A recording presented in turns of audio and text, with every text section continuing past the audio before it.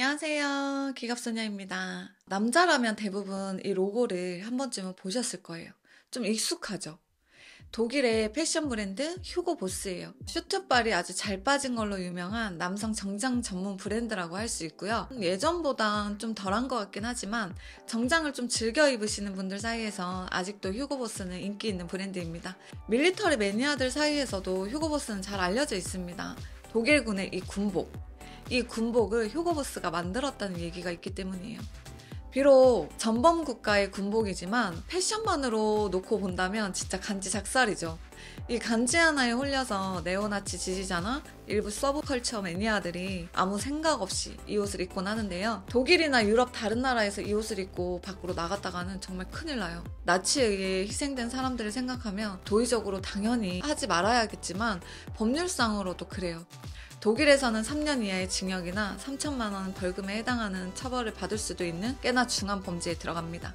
단순한 코스프레 재현도 용납이 되지 않습니다. 영화 촬영이나 소품으로 쓰일 때도 반드시 허가를 받아야 하고 촬영장이나 행사장 밖에서는 절대 입어서는 안 된다는 조건이 붙을 정도입니다. 그런데도 불구하고 나치 제복을 좋아하는 사람들이 의외로 많습니다. 빌어먹을 그놈의 간지 때문이죠. 근데 독일 군복이 왜 이렇게까지 간지가 나는가? 아니 왜겠어요? 슈트발 죽여주는 휴고보스에서 만들었기 때문이죠. 이게 바로 이제까지 독일 군복과 휴고보스의 관계를 설명할 때 따라다니던 이야기입니다. 그런데 여러분 혹시 그거 아세요? 이 얘기가 한 30%쯤은 맞고 70%는 틀린 얘기라는 거. 일단 30%에 맞는 이야기를 먼저 해볼게요. 휴고보스가 독일군의 군복을 만든 회사는 맞습니다. 오스트리아 출신의 재단사였던 휴고 페르디난트 보스가 1923년 독일의 메칭헨이라는 곳에서 회사를 세우면서 그 역사가 시작됩니다. 근데 그때 휴고보스는 지금 우리가 알고 있는 그런 패션 회사는 아니었어요. 군복이나 작업복 등을 대량 주문받아서 납품하는 의료 제조 공장에 불과했습니다. 우리 군의 군복을 납품하는 대한방직, 3일방직 이런 회사들과 비슷한 위치에 있었던 거죠. 휴고보스 본인이 나치에 가입하고 지지했던 당원인 건 맞습니다.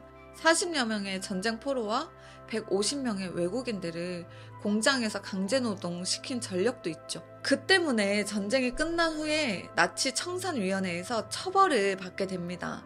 원래는 훨씬 더 큰 처벌을 받을 수 있었는데 일거리를 받기 위해 어쩔 수 없이 나치에 입당할 수밖에 없었다라는 변명이 받아들여져서 벌금 10만 마르크와 5년간의 참정권 박탈 정도로 나치 부역에 대한 처벌은 일단락되었습니다. 실제로 그랬는지 아니면 정말로 변명이었는지는 알 수 없습니다. 휴고보스가 전쟁이 끝난 후에도 거실에 히틀러와 함께 찍은 사진을 걸어뒀었다 이런 얘기도 있었으니까요. 여하튼 휴고보스는 친나치주의자였고 그의 회사가 군복을 생산한 건 맞아요. 여기까지가 30% 정도 맞는 말이고요. 우리가 흔히 간지나는 독일군을 얘기할 때 떠올리는 그 군복을 만들어낸 건 휴고보스가 아니었습니다. 우선 휴고보스는 디자이너가 아니었어요. 그냥 유니폼이나 작업복을 전문으로 하는 의료 제조 납품업자였습니다. 1948년 휴고보스가 죽고 사위였던 오이겐 홀리가 회사 대표가 돼요. 그러면서 휴고보스는 처음으로 남성용 정장을 생산합니다.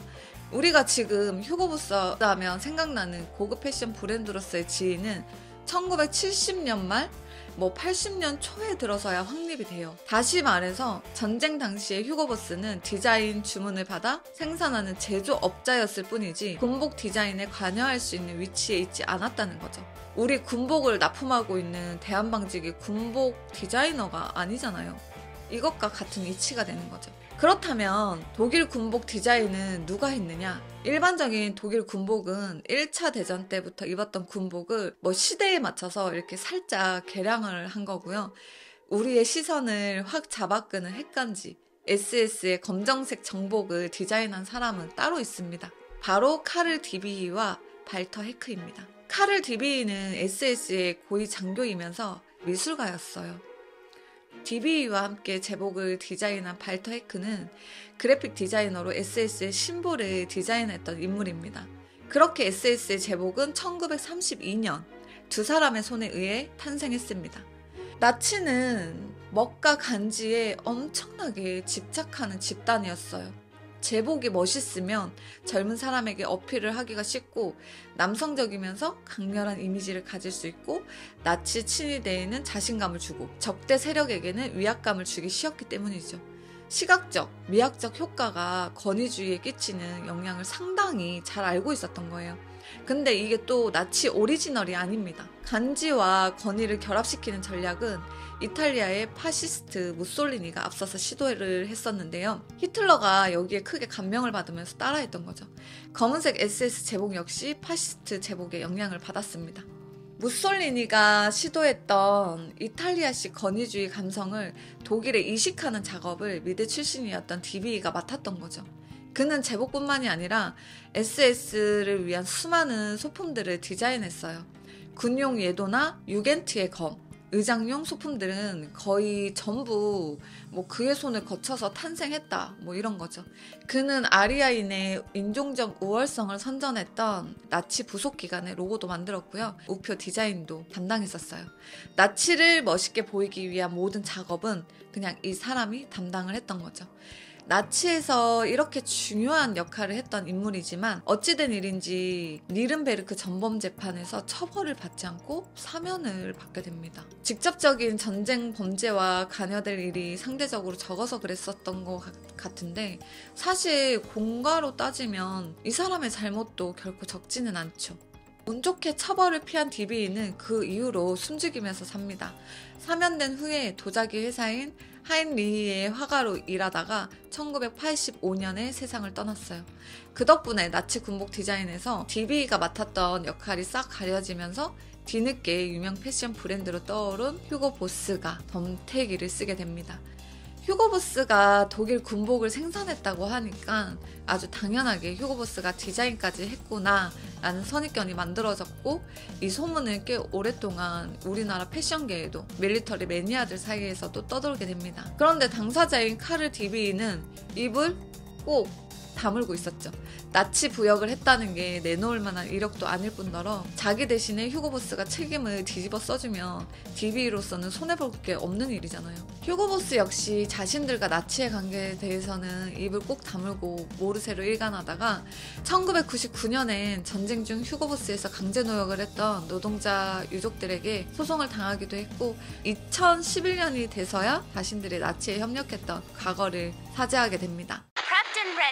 오늘은 휴고 보스와 독일 군복을 둘러싼 오해에 대한 얘기를 해드렸는데요. 사실 이건 밀리터리 매니아들 사이에서는 이미 잘 알려진 이야기예요. 하지만 여전히 많은 사람들이 휴고 보스가 독일 군복을 디자인했다고 믿고 있죠. 의료업에 종사하고 있는 제 친구도 그렇거든요.